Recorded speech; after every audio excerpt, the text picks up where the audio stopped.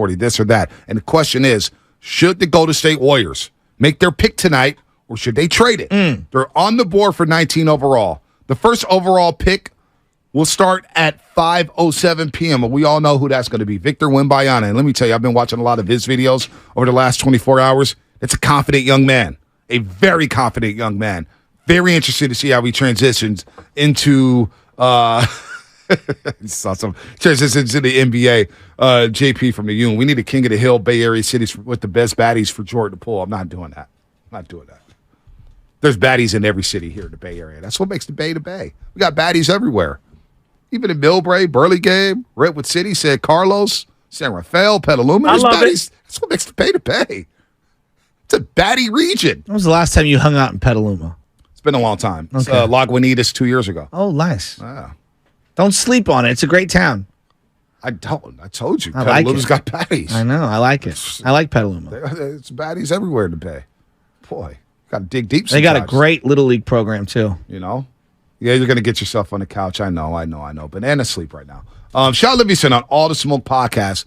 And I want to relate this to Draymond Green in a second because what will the Warriors do today? Will they make a bold trade? Will they keep their pick at 19? Or will Joe Lacob, after watching Marcus Smart get dealt from Boston and what he meant to that organization, to that city and that team, what would Joe Lacob do? Is he going to just let Draymond Green walk? Well, here's what Sean Livingston had to say about the season because we can hear from Bob Myers, we can hear from Joe Lacob, we can hear from Steve Kerr, but Sean Livingston, who's retired, and of course he just walked away from the team to spend more time with his family, reached out to him. He's doing well. He's out in Vegas chilling with the fam. He'll probably be back in basketball at some point over the next few years. But he's talking about the energy of his team this year. And here's what he had to say about the Golden State Warriors in this past season. You know, this team, maximized what it had from that standpoint of the energy. I mean, you guys have been in the locker rooms and you guys know what teams have a chance based on how we rock with each other. You know, what guys are rocking together. And it usually starts at the top with the best players. It starts there, coaches, GM, obviously, but the team, the players, that's what makes everything go. And I think this year, with the incident, Draymond, Jordan, right? Some of that trust was lost. And it ricocheted throughout the locker room. And just with Draymond, you guys know, his presence. That's his value. When he walks in the room, you feel him immediately. Just that whole dynamic, working through that all throughout the year, getting to the playoffs, saying, okay, now's the time to turn it on. It's hard to turn the switch on, Even right? if you're one of the best teams ever to do it. It's hard to do. So I think this group, ultimately, we maxed out.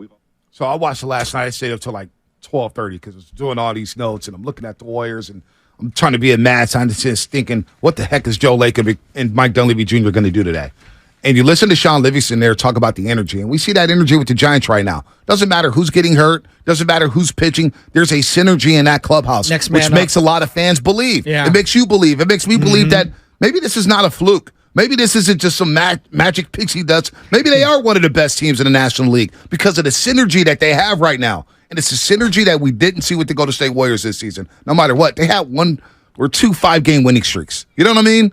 And then and even after the winning streaks, the first one when they had the 8-game homestand, they lose 3 straight on the homestand to end it, and they lose to a Phoenix team that were playing their JV guys. You know what I mean? That synergy was gone. So if you do run it back, as some people think the Warriors will, and they very much may run it back with the same guys. How do you get that energy back? How do you get that synergy back? By bringing in all the games, all the guys that was here last year. How do you bring it back? And it feels like last year, the regular season meant nothing. It was all about the playoffs, and then you got bounced anyway. What's their mindset heading into this regular season? Do you exert more energy for those older guys in the regular season to get a better seed, to get favorable matchups, and then you run the risk of them increasing injuries, right? Okay, well, let's not do that. Let's pick and choose our spots. All right, well, now I'm going to need a deeper team. Now I'm going to need a deeper bench. Yep. Now those roles, like last year, are going to constantly be changing. Boy, it feels like there's a trade on deck here. Now, I don't know about big trade. I'm talking about right now, Ryan Rollins, PBJ, Kuminga, Moody. That's 4. You got, Anthony Lamb. Quinones. I mean, that's like 6 guys. So you're going to add a 7th young guy? So, yeah. So half the roster is going to be 23 and under? So as of I right have a now, hard time believing that. So as of right now, Jonathan Kuminga, 20 years old.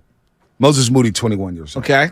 Ryan Rollins, 20 years old. Okay. Quinones, 22 years old. 4. All right. You got Jordan Poole. Did I say Poole I'm already? considering him a vet. Yeah, he's a vet, but he's 24 years old, right? All right, I'm not going to add him into this. All right. For now, Even Andrew Wiggins, 28 years old. Okay. All right. You got Steph, of course, 35. Looney's 27.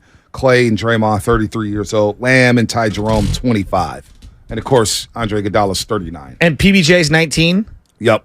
So you're looking at 5 guys. PBJ, 19. Yeah, so 5 guys. So you're going to add a 6th guy at minimum, a 6th guy without moving any of this. To me, a combination of either the pick, 1 or 2 of those other guys is getting moved. Just because I don't think you need that many people that are that young. So what's going to happen here? And last time I'm thinking about the Marcus Smart trade did something to me. What do you mean? It really did. It was like, wow, Boston really traded one of their heart and soul there. You know, the pulse of that organization, the guy who dies all over the floor, the guy who's been there through all the wars, whether it's battling LeBron James and the Cleveland Cavaliers, whether it's getting cooked by Steph Curry in the finals, whether it's losing in Game 7 to Miami or beating Miami in Game 7. Marcus Smart is going to Memphis. So if Brad Stevens is saying, I got to do it, and they do it for KP and 2 picks, 2 first-round picks, which is, I don't know how they got 2 first-round picks, and how does Washington trade Bradley Beal and Kristaps Porzingis and not get a first-round pick back, and Rui Hachimura, and not get one first. Who the hell knows what's going on with the Wizards organization? That's not our problem. But if Boston can do that, and we know how Joe Lacob likes to be bold, he talks a big game. He says he'll do whatever it takes to win. And if this team maxed out, that team last year that we saw on the floor maxed out, why in the heck would you run it back? Why would you run it back with this payroll if that team maxed out and you bring the same cast of characters back? Because you have allegiance to certain players and you want to allow them an opportunity to, finish it out, I guess is the way that some people would say. Or maybe that's the argument that they're saying internally. We can be better a year from now. With the same guys? See, I think that's a tough ask. I think that's a tough pill to swallow. Because they got smoked in the second round by the LA Lakers. They got smoked. They should have lost to the Kings. You can make an argument they should have lost to the Kings. No doubt. So I get it. You're a season removed for the championship, but Denver's getting better. They're ascending. So, but your options to trade are limited. Wouldn't you agree? I actually think they're not limited. What do you mean? Trade. I think they have a lot of trade pieces. But a lot of people feel that you can't move off the big 3. They can't. But in terms of just look at this roster here. Andrew Wiggins, with this contract, do you think he'd be a viable trade piece? Boy, he's one of the few in his prime, players on his team. Two-way players. But you don't think he's a hard time? No, he has value, but you're giving up something that's very valuable. I'm not saying giving them up. I'm just saying the trade pieces that the Golden State Warriors have. Andrew Wiggins. I put Wiggins in this category where I think he's more valuable to the Warriors. There's no doubt. Given the defensive liabilities, again, the way we talk about Draymond, we don't talk about Wiggins that way. I think he's more valuable to the Warriors and maybe other teams. I'm not saying trade Andrew Wiggins. I'm not saying he should be moved. No. I'm not saying that at all. He has great value. What I'm saying is on this roster right now, I see Andrew Wiggins. Yep. I see Jordan Poole. I see Jonathan Kuminga. I see Klay Thompson and his expiring deal. Expiring deals are very lucrative in the NBA. No matter how much money it is. 1 year left on the deal. Team could buy him out. He goes somewhere and contender comes back, whatever. Draymond Green, letting him just walk. You've got some assets here that the Warriors can flip and possibly get better. Now, I'm looking up at Sacramento, right? And Sacramento are in the hunt for OG Anunoby and Pascal Siakam. Sacramento wants to make a big move. They feel like, you know what? We lost in 7 to the Golden State Warriors, our first go-round. But you know what? We could step it up and be the next Denver. We can be the Denver Nuggets in the small market and make a run at the Western Conference. The West has never been more vulnerable for a team like Sacramento, right? So they can make a move here. If the Golden State Warriors want to make a splash today or this offseason, they have plenty of assets to do that. They have plenty of assets to do that, whether it's Wiggins, Poole, Kuminga, Clay, whatever it is. They can make some moves here and flip some things. And I wonder if Joe Lacob is sitting there itching today with the 19th pick on the board saying, maybe I attach this bad boy to somebody, and maybe I make the bold move. Because to me, running it back with that team from last year, with the energy that Sean Livingston touched on, I don't think that's good enough. I think you end up right back in the same spot next season in the playoffs, losing either in the first round or the second round. I'm with you. I'm just surprised that I don't think you're saying that, but you're saying they do have assets. They have a lot of assets. I agree. And Mike Dunleavy Jr., don't forget, Mike Dunleavy Jr. said in his presser the other day when he was introduced to the Warrior fans, a lot of people are calling about our players. Of course they are. Of course there's a lot of value on this roster right now. Like you and I have been talking so much about this, and it feels like to me Clay has been untouchable for a variety of people and for a variety of combinations. So to me, I felt like they were always very. If we're opening with Dre and Clay are here no matter what, they're very limited. There's only a couple of guys, and it's Wiggins and it's Poole. And so if that's what you're telling me, then I'm saying Wiggins is really valuable. If you're keeping Clay and it's Steph and Clay, Wiggins is really valuable to cover up some of their defensive inefficiencies. See, I never thought Clay was untouchable. I value shooting, and I think the league values shooting, so will be very difficult for me to part ways with a guy who just led the league in three-point makes. Three-point makes. This guy led the league in three-point makes. You can't take that away from him. And you need shooting, and he's a devastating shooter, especially if you slide him in as a fourth option behind Wiggins, Steph Curry, and Jordan Poole.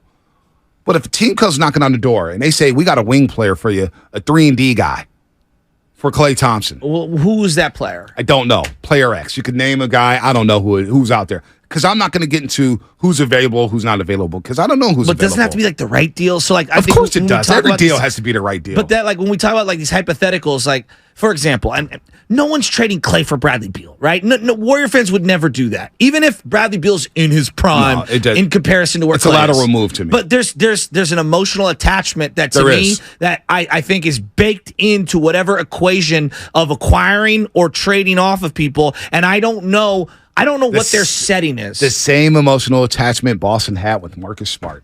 Hell, 13 hours on that. See, 13 hours before they even traded Marcus Smart, they had a Marcus Smart appreciation post. Yeah, but Ponte, would you agree with me?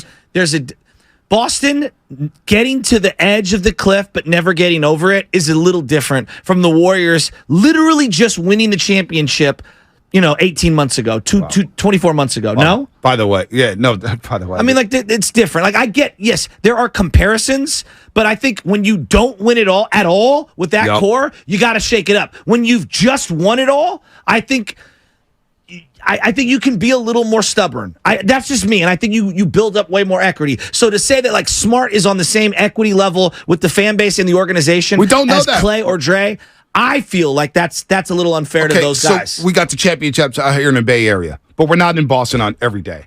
We're not in Boston every day. Totally fair. He just won Defensive Player of the Year. Yeah, but they didn't win a championship. Yeah, they didn't win a championship, but they got close. And you always say it's hard to win championships, They got close. But I think for 9 straight. His entire tenure with Boston, they were close. They were close. Yeah. And you saw the way that crowd reacts to Marcus Smart when we're out there in Boston. He won DPOY for them, and they swore by him. But Bonte, I think saying you're close makes you more aggressive to get over that hump as opposed to we just won with them, which I think gives you a little more runway. I don't know. I view it differently than others. So Marcus Smart meant a lot. I'm eager to hear from some Boston fans. But it's unfair for us to say, they know it's not the same as Draymond Green. We've tried to run Draymond Green out of town for 4 years here. Hey, come on, let's be real. Draymond's a unique circumstance. Marcus Smart does some things. No doubt. Some dirty things. Yeah, but not on the level. Like, you could point to certain things that Draymond did to his teammates and he did to the team, which cost them games. Marcus Smart, I can't remember Marcus Smart getting kicked out of a game that they desperately needed in the playoffs. Did you watch every single Boston game? No, I didn't watch every single Boston game. So we don't know that, Shasky. We're looking at everything with blue and goggle lenses as Warrior fans. We know what Boston... They just literally I'm seeing Boston fans all over the place saying this is Marcus Smart Appreciation Day today. We're all wearing Marcus Smart shirts. Yesterday, they were talking about Marcus Smart, how we can't trade Marcus Smart. They wanted to trade Jaylen Brown before Marcus Smart. Because they haven't won it. And I think you're a little more aggressive and you're a little more reckless when you haven't won it to get over the hump as opposed to we just won it, which I think makes you a little less inclined to be so aggressive. That's what I'm saying. So Joe Lacob understands the payroll here, and he understands this luxury tax, and he understands what they have at stake here. Draymond Green, and I keep going back to this, is he $20 million better than Kevon Looney? Is he? Kevon Looney's making $7.5 million per season. He's making $7.5 million next year. I'm with you. Draymond Green is probably going to get 25, 27. Hell, you may get $30 million a year. Is he that much better than Kevon Looney on this team? 3X. That's the way you got to view it, right? And not only is it 3X, it puts you into the upper echelon financially. not only is 3x in payroll and then 3x in how much the luxury tax. It could be 4 or 5x of what a Kevon Looney's making. No, I don't think he's that much more valuable. So for me, the way they got beat up by the LA Lakers and the style in which they got beat up by the LA Lakers, and I'm looking at Draymond Green, we got to remove attachment. Boston basically said, "How do you feel?" Okay, say I'll meet you halfway and say that the love for Marcus Smart in Boston is not the same as the love here in the Bay Area for Draymond Green. Yes. But the love for Draymond Green has been hot and cold. It's been a love-hate relationship. It's been soured. If they're able to say, you know what, we got to remove emotion, remove attachment, we're moving off of Marcus Smart. And they did that yesterday for Kristaps Porzingis. Porzingis. They said, you know what, Marcus Smart can go. Defensive Player of the Year. A guy who's deemed as one of the best perimeter defenders in the NBA. Boston said, we'll send him to Memphis to go get KP. But if Draymond Green goes, right, how do you get better when you lose that financial slot? You're basically losing him for nothing. So unless it's a sign and trade, I have a hard time saying that makes the Warriors better, losing Dre for nothing. Maybe it is a sign and trade. Yeah. Maybe maybe that's not the only move they make. Or is it addition by subtraction in terms of locker room element? It could be that, and it may not be the only move they make. Good point. Because they may say, well, Klay Thompson's 33 years old and has an expiring deal.